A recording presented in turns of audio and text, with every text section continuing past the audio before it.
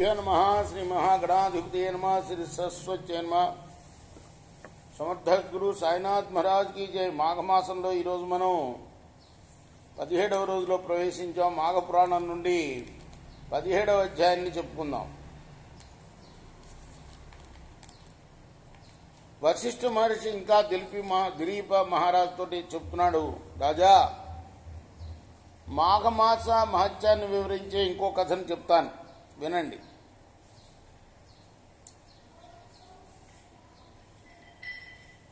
పూర్వం గృత్స్నమధుడు అనే మహర్షి గంగా తీరంలో నివసిస్తూ మాఘమాస స్నాన పూజాధికాలు చేస్తూ తన శిష్యులకు మాఘమాస మహిమను, మహావిష్ణువు యొక్క మహత్యాన్ని వివరిస్తూ ఉన్నాడు. జహ్ను అనే మహాముని ఈ మాఘమాస మహత్యాన్ని వివరింపమని కోరగా గృత్స్నమధ మహర్షి ఇలా అన్నాడు,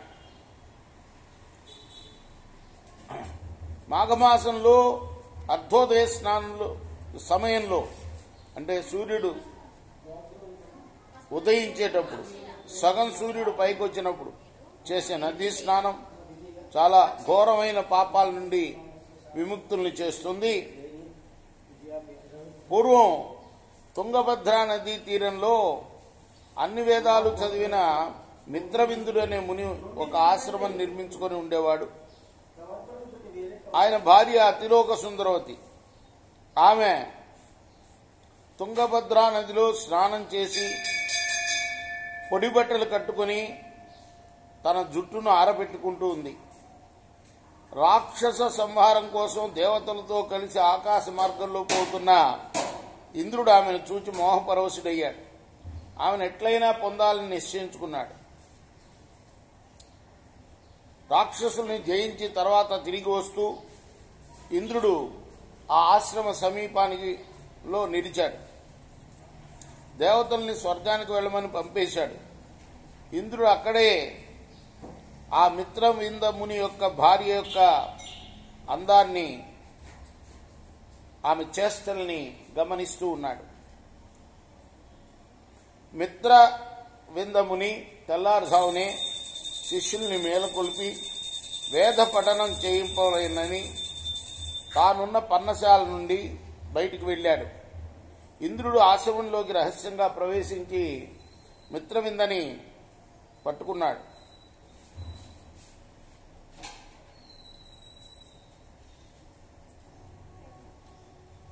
పాపం ఆమె తప్పించుకొని పారిపోతుంటే తానెవరో చెప్పుకున్నాడు, నేను స్వయంగా ఇంద్రుణ్ణి నీ పొందుకొని వచ్చాను అన్నాడు. ఆ తర్వాత ఆమె కూడా ఇంద్రుడి అందానికి పరవశమై ఇంద్రుడి యొక్క కోరికను అంగీకరించింది. కోరిక తీరిన ఇంద్రుడు ఆశ్రమం నుండి వెళ్ళడానికి ప్రయత్నం చేస్తున్నాడు. అప్పుడే వచ్చిన ముని ఇంద్రుడిని పట్టుకొని నువ్వెవడివిరా అని అడిగాడు. నేను ఇంద్రుడని సమాధానం చెప్పాడు. వెంటనే నువ్వు గాడిద ముఖం కలవాడివైపో అని శపించాడు.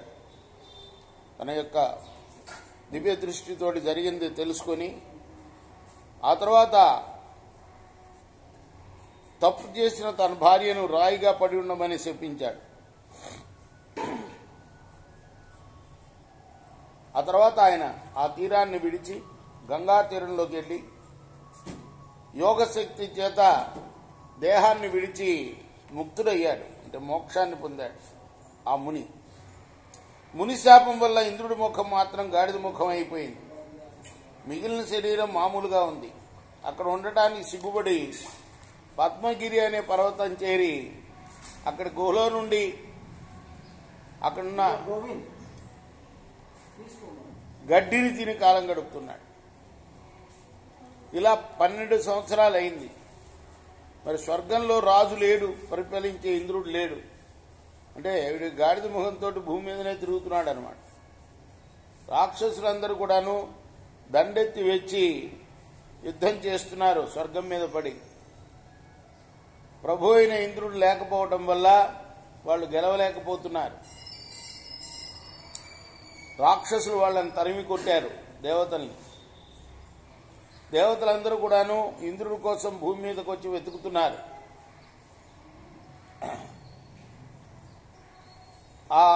మాఘమాసం వచ్చింది లోపల వాళ్ళు మాఘస్నానం చేసి తిరిగి వచ్చే మునులను చూశారు ఈ దేవతలు. మాఘమాస మహిమను ముచ్చటించుకుంటున్న మునులకు నమస్కరించి మీరు చేసే వ్రతం ఏమిటి, దానివల్ల వచ్చే ఫలితం ఏమిటి అని అడిగారు దేవతలు. దేవతలారా వినండి, మేము చేసే వ్రతం మాఘమాస వ్రతం అంటారు. అర్ధోదయ సమయంలో తటాక ముందు కానీ నదిలందు కానీ స్నానం చేయటం, ఆ తర్వాత మహావిష్ణువు యొక్క పూజ, ఆ తర్వాత మాఘపురాణ పఠనం, యథాశక్తి దానం, ఇదే ఈ వ్రతం. దీనివల్ల దుర్లభమైన మోక్షం కూడా లభిస్తుంది.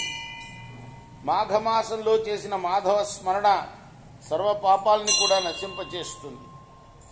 మాఘమాస స్నానం పూజ మున్నది చేయువారు వాళ్ళ యొక్క అదృష్టం ఇంత అంత అని చెప్పడానికి వీల్లేదు.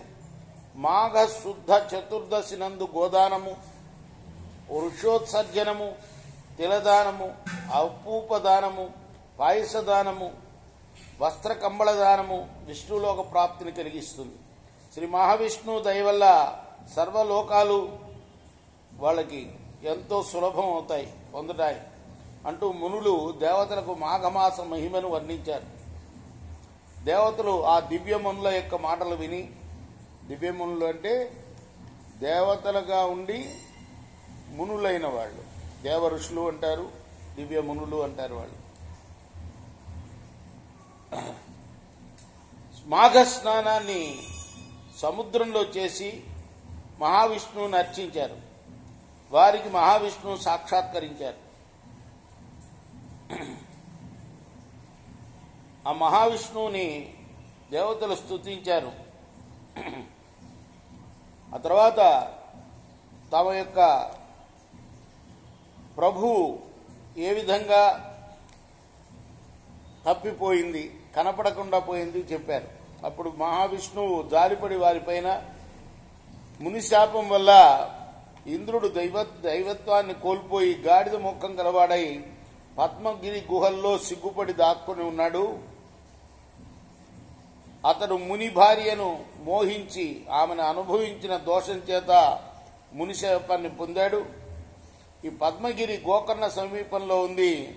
పరమ పవిత్రమైన మాఘమాసంలో అర్ధోదయ పుణ్యకాలంలో గర్ధమముకుడైన ఇంద్రుడి చేత నదీ స్నానం చేయించండి. అందువల్ల ఇంద్రుడు గాడిద మొహాన్ని పోగొట్టుకుంటాడు, పూర్వంలాగా దివ్యశక్తులను పొందుతాడు అని చెప్పాడు మహావిష్ణువు దేవతలకు. ఆ మాటలు విని వాళ్ళు అలానే చేశారు. ఆయన్ని వెతుక్కొని పట్టుకున్నారు. పద్మగిరి దగ్గరికి వెళ్ళి ఆయన చేత మాఘ స్నానం చేయించారు. ఈ విధంగా ఆయన శాపం తొలగిపోయింది.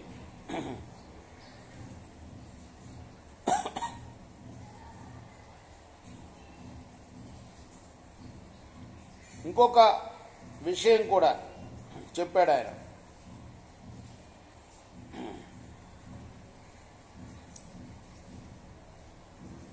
పూర్వం విశ్వామిత్ర మహర్షి భూప్రదక్షిణం చేస్తూ విష్ణుమూర్తి చెప్పిన విషయం అన్నమాట. గంగా తీరానికి వచ్చాడు. మాఘమాసం అవటం వల్ల మనం ఇదివరకు చెప్పుకున్న కథే. ఒక గంధర్వ కాంత ఆమె గంగా స్నానం చేయమంటే గంధర్వుడు చేయలేదు. ఆ తర్వాత ఆ గంధర్వుడు వెళ్ళిపోయాడు. ఆమె భూమి మీదే ఉంది. విశ్వామిత్రుడు ఆమెను మోహించాడు. విశ్వామిత్రుడు మోహించడం వల్ల ఆయనతోటే ఉండిపోయింది భూలోకంలో. మళ్ళీ తిరిగి వచ్చి గంధర్వుడు వాళ్ళిద్దరినీ శపించడము. మరి ఆ తర్వాత నారదుడు విశ్వామిత్రుడికి అగ్గుపడి, నువ్వు మాఘమాసంలో గంగా స్నానం చెయ్యి, నీకు ఈ మునిశాపం పోతుంది. ఆయన కూడా ఇలానే శాపం ఇచ్చాడనమాట. గాడిద ముఖం గలవాడు వైపోమ్మని ఆ ముని, ఆ గంధర్వుడు. ఆ విధంగా గంగా స్నానం చేసి ఆయన కూడా గాడిద ముఖం పోగొట్టుకున్నాడు. ఆ అమ్మాయి కూడా ఆ గంగని తీసుకొచ్చి విశ్వామిత్రుడు కొన్ని నీళ్లు ఆమెతో పాషాణమై పడిన గంధర్వ కాంతం మీద చల్లితే ఆమె కూడా యథావిధిగా గంధర్వలోకానికి వెళ్ళిపోతుందని ఆ కథ కూడా చెప్పాడు. मम पार्वतीपते हर हर महादेव शंभो शंकर लक्ष्मीपते श्री हर महादेव कृष्णार्पणमस्तु साई कृष्णार्पणमस्तु स्वस्ति प्रजाभ्य परिपालयन्तां न्यायेन मार्गेण महिमीशः गोब्राह्मणेभ्यः शुभमस्तु नित्यं लोकाः समस्ताः सुखिनो भवन्तु कृष्णार्पणमस्तु साई कृष्ण।